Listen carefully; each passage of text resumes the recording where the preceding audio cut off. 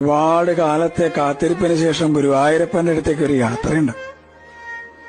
പരിഭവങ്ങളും സങ്കടങ്ങളും പരാതികളൊക്കെ ആയിട്ട് നടന്ന് ആ ശ്രീലകത്തിന്റെ മുമ്പിൽ അങ്ങോട്ട് എത്തുമ്പോ ഭഗവാനെങ്ങനെ കാണാം.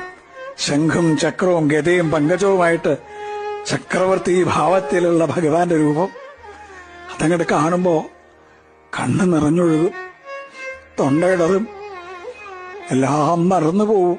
പരിഭവങ്ങളും സങ്കടങ്ങളൊക്കെ. ഗുരുവായൂരപ്പാന്നൊരു വിളിയുണ്ട്. ആ സമയത്ത് ശ്രീലകത്തുനിന്നൊരു നോട്ടമുണ്ട്. കാരുണ്യത്തിന്റെ കടലായ കണ്ണന്റെ നോട്ടം. ഞാൻ ഇല്ലേ കൂടെ എന്ന് പറഞ്ഞിട്ട് ആ കണ്ണനെ ഹൃദയത്തിലേക്ക് നിറയ്ക്കുമ്പോഴേക്കും ദ്വാരപാലകർ നമ്മളെ നിൽക്കിണ്ടാവും. പക്ഷെ ആ കാരുണ്യം നിറഞ്ഞൊരു നോട്ടല്ലേ, അത് മതി നമ്മളെ പരമാനന്ദത്തിൽ ആറാടിക്കാൻ. കൃഷ്ണ ഗുരുവായൂരപ്പ.